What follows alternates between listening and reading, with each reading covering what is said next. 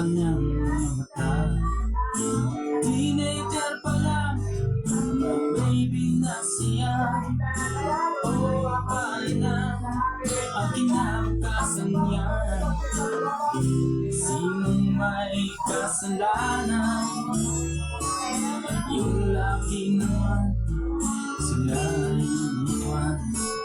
Bukod sa kapatid at mga pamangkin pang umaasa, walang kita. Sino bang makakatulong kay Krisinata?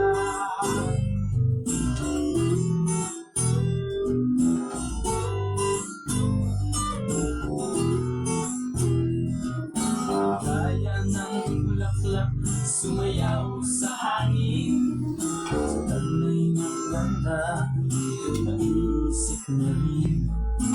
Kay daming bubuyo ang umali-aligid, yun lang ang paraan na kanyang nalalaman. Tingin mo kaibigan, si Krisinata'y isang babae lang. Paano kung ikaw ang kanyang ama at umaasa, walang kita?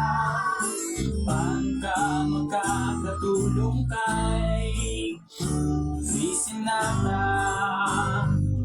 Kanyang katawan ang puhunan. Paano kung magkasakit siya?